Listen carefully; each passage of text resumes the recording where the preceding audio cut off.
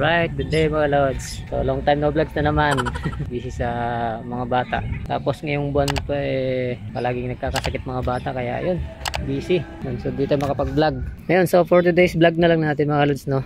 Isa-summarize lang natin yung mga napalitan natin dito sa motor na to dahil nga 6 years old na siya. Nung November pa to mga lods, 6 years old na siya. Para sa akin matagal na, bawing-bawi na tong motor na to. Yun, so simpleng build lang yung ginagawa ko dito sa motor na to mga lods. Dati pa naman ang build talaga nito is road race, semi road race or GP concept, GP street concept to mga lods. Halos parehas lang naman yung concept na yon kasi nga ang konsepto na yon nauso dun sa Indonesia. Dati nag handlebar pa ako dati ng pang Indonesia, pero binalik ko rin sa dati, sa stock. Ayan siya ngayon. Yan, so umpisa natin dito sa likod. Ayan, bumabalik na naman yung aking plate holder. Pang ano to mga lods, pang Yamaha Sniper 150. Hindi na siya nabibend mga lods. Pinix ko na siya, nilagyan ko siya ng tornilyo para hindi na siya nagpo-fold. Kasi kung napanood nyo yung sniper na nahuli dun sa Marilake, naka-fold itong ganito niya, nakalelay. Kasi magnetic lang to mga lods May magnet yan dito sa part na to. Tapos pag natatagtag ka, nalalaglag siya. So, ang ginawa ko, finix ko na lang. Ang kabit nito, ganyan yun. May spacer siya, bola ng Mio. Tapos, ayan, nakatanggal lang yung kanyang grab bar. Siyempre, pampabilis yan pag nakatanggal yung grab bar. At saka nakatanggal din yung kanyang rear fender. Ayan, pampabilis yan mga lods.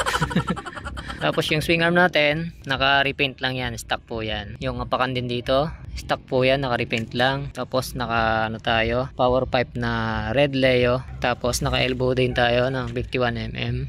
Tapos naka-racing boy tayo na shifter, single shifter siya mga lods. Yan, S4 po yan. Naka-repaint din yung kanyang master brake pump na stock. Naka-racing boy na Teflon hose. Repaint din yung kanyang caliper.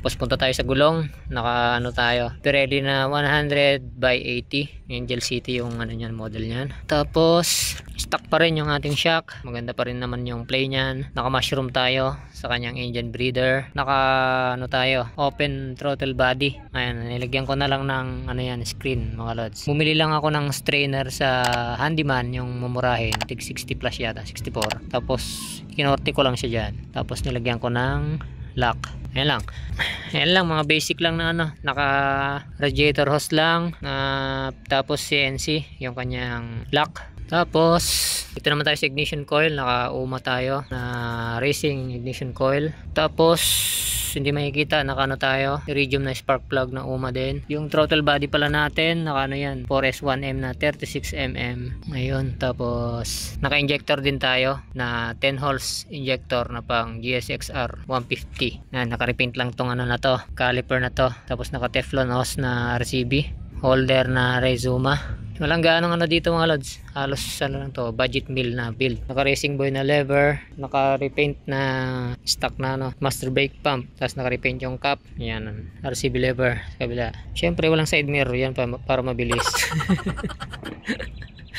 Joke lang mga lods lang kasi yan. Pang dito lang sa looban. Ito yung kabila. Yan, tayo. RK na chain set, 1439. 14 dito sa harap, 39 dito sa likod. Gold plated na steel bakal. Ayoko na ang alloy kasi madaling maupod. Tapos naka-convert tayo dito sa ating shifter na naka-GP shifting na siya. GP shift, kumbaga 1 up, 5 down. Yun lang naman, walang special sa walang special na build. Pero sa akin napaka-special ng motor na to. Yan, matagal ko ng setup sa motor ko niyan. Kumbaga tinutuloy ko na lang siya paunti-unti.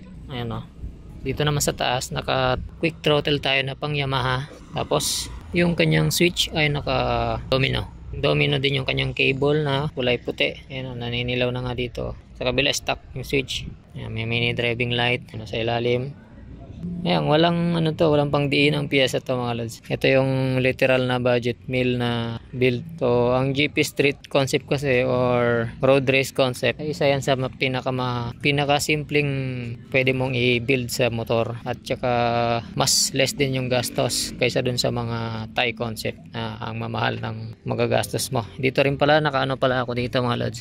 Reservoir na hose lang. Ayan, may takip yan na CNC. Tapos ito lang yung medyo madiin niya madiin konti. Ito mga lods. Naka tayo mga lods. Naka ECU tayo. Yan, NK na full stand next by EcoShop. Yan, tinanggal ko lang yung bracket dyan. Babalik ko rin yan para mabilis ipakita. Ito rin yung grab bar na yan. Binabalik ko rin yan pagka nag-aangkas ako.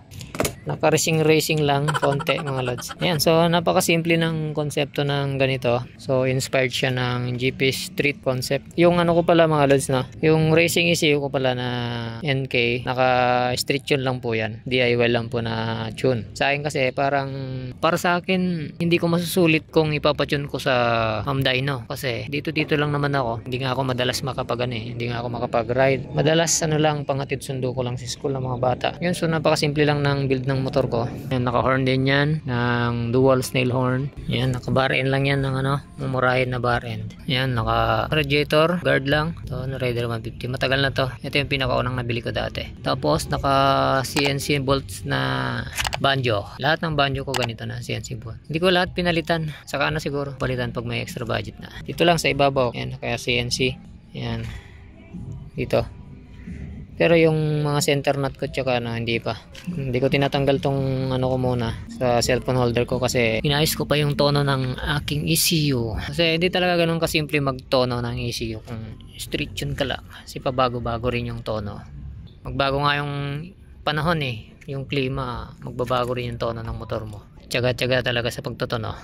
Para sa akin okay lang kasi hindi ko naman gagamit yung full potential nito. So purpose ko lang naman nito is pang ano lang, magamit ko lang yung mga features niya. Siya nga pala mga lods, itong upuan ko, sinadya ko talagang hindi pa yan ipatabas or hindi pa gawing racing seat kasi madalas pa akong sumusundo ng bata. Susunod ko na lang to, baka by next year na lang siguro papalitan ko yan or ipapatabas. Yung gulong ko, matagal na rin yung gulong na yan, hanggang ngayon buhay pa.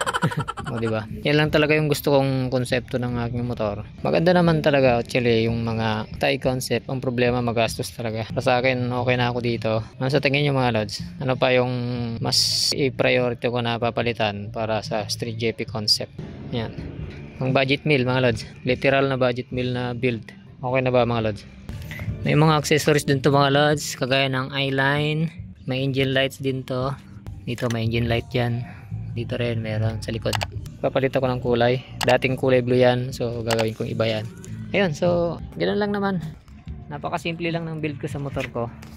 Yung mags mga lods, hindi ko na yan pinalitan kasi tingin ko mas matibay pa rin yung mags na stock compare dun sa mga RB5, yung RB10, mga ganun. Tsaka syempre hindi mo na kailangan gumastos pa sa mags. Dito pa lang si stock matibay na. Syempre kung meron ka extra budget, bibili din tayo nun. Pati yung swing arm, stock din yan. Yung monoshock ko, stock pa rin yan. Ayun mga lods, no, sa susunod na yung ibang nagre-request ng ano yung magandang tono sa NK, DIY lang na tono. Yun, so i-share ko sa inyo sa susunod na video. So hanggang dito na lang to mga lods. Okay lang ba yung build ng motor ko? Yun, so right set sa lahat. Peace.